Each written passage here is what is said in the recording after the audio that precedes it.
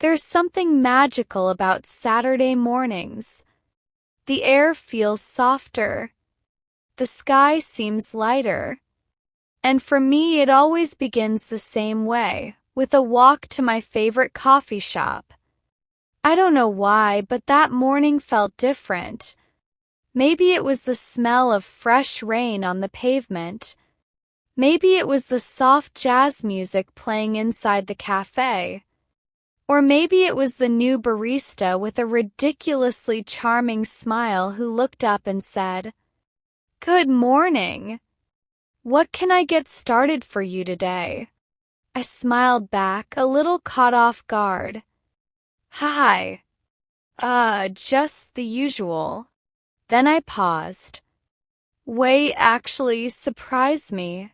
He raised an eyebrow. "Surprised you? That's a bold move for a caffeine order." "I know," I laughed. "But I always get a vanilla latte and I feel like being a little adventurous today." He nodded, serious as a scientist. "All right. Are you open to sweet or strong?" "Sweet," I said. "But not too sweet. No coconut, no cinnamon. And nothing green." "Got it," he said, typing it into the screen. "Your adventurous drink will be ready shortly." I took a seat by the window, watching raindrops race down the glass. Felt cozy. Familiar but new at the same time. A few minutes later, he brought over a cup and placed it in front of me like it was a precious gift. "Try and let me know," he said with a wink. I took a sip. "Wow, that's amazing. What is this?" "Brown sugar oat milk shaken espresso, with a dash of vanilla." I blinked. "That's a thing." "It is now," he grinned. "So," I said, sipping again, "what's your name, surprise drink master?" "Ethan," he said. "And you?" "I'm Clara." "Nice to meet you, Clara." First time I've seen someone hand over their usual to the barista like a dare. I laughed. "Yeah, well, I figured I needed to shake things up. It's been a long week." He leaned against the counter. "Tell me about it." And so somehow we ended up talking about work, favorite books, childhood dreams, and, of course, coffee. Apparently, he used to hate coffee until he started working at a cafe in college. "Now I'm obsessed," he said. "I even roast my own beans at home." "That sounds intense," I said, laughing. "I still get confused between macchiatos and cortados." He leaned closer, playful.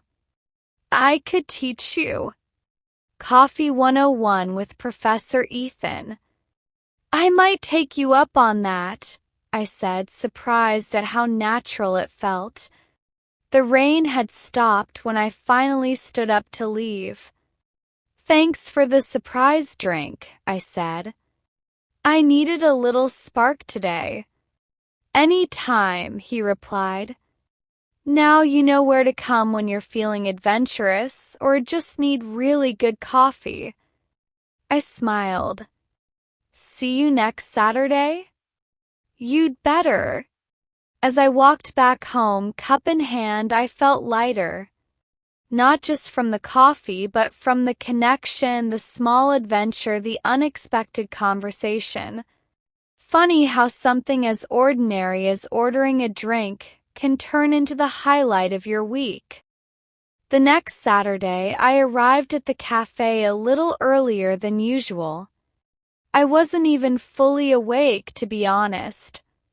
I had stayed up too late binge-watching a show I wasn't even that into. But something about walking through those cafe doors gave me energy. Or maybe it was the idea of another surprise drink. Ethan saw me and smiled. back for more caffeine adventures? Of course, I said. And I want to learn this time. What's the difference between a cappuccino and a flat white? I always pretend I know, but I really don't. He chuckled. You're not alone. A lot of people fake it till they make it.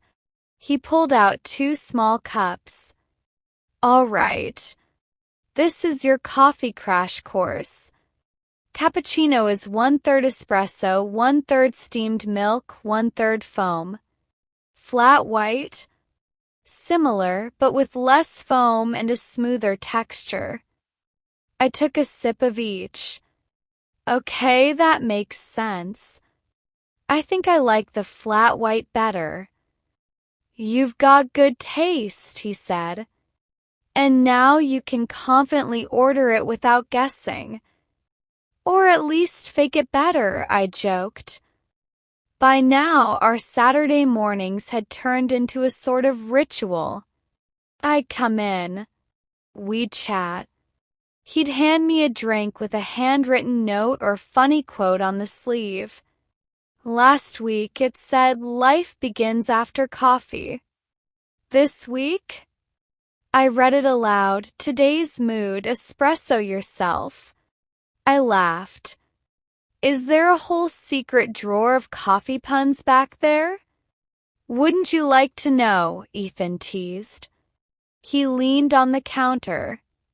You know, it's always great when you come in. You bring a good vibe. That made me blush a little. You're not so bad yourself, Professor Espresso. He smiled, and for a second the room felt smaller, warmer, like we were in on a little secret that no one else noticed. Then he cleared his throat and said, So, would you maybe want to grab coffee when I'm not behind the counter? I raised an eyebrow. You want to go get coffee with me outside the coffee shop? He grinned. It's wild, I know. But I thought I'd take a page out of your book and shake things up. I laughed. I'd like that. And just like that, what started as a regular coffee run turned into the beginning of something new. Language takeaway, useful everyday English phrases. Here are some of the key expressions from the story with explanations and examples. 1. What can I get started for you today? Common way baristas or waiters ask for your order in a friendly way. Example. Good morning. What can I get started for you today? 2. Just the usual. This means you want the same thing you usually order. Example. Hi, I'll have the usual, a cappuccino and a croissant. 3. Got it. A casual way to say I understand. Example. No milk and extra shot? Got it. For that's a thing.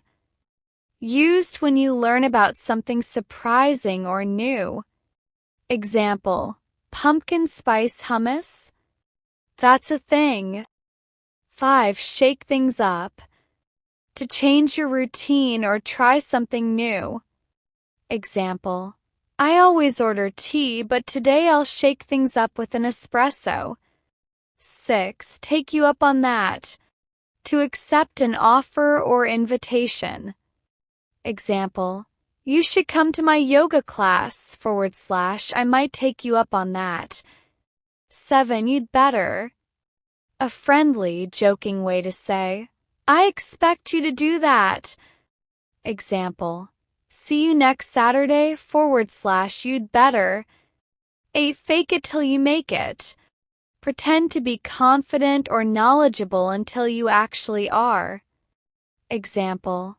I don't really know much about coffee, but I fake it till I make it. 9. Crash course. Quick, intensive lesson about something. Example. He gave me a crash course in coffee drinks. 10. You've got good taste. Compliment meaning someone chooses things that are high quality or stylish. Example, you like flat whites? You've got good taste. 11. Bring a good vibe. To create a positive, relaxed, or happy atmosphere. Example, whenever you're around, you bring a good vibe. 12. Take a page out of your book. To copy someone's behavior or follow their example. Example, you tried something new, so I'll take a page out of your book. Want more stories like this? If you enjoyed this story, I'd love for you to subscribe to my channel for more everyday English stories and lessons. Comment below, what's your usual coffee order? Share this with a friend who's learning English too. Turn on notifications so you never miss a new episode. Every day is a chance to learn. Every story is a chance to grow. And every cup of coffee, well, you never know what kind of surprise it might bring.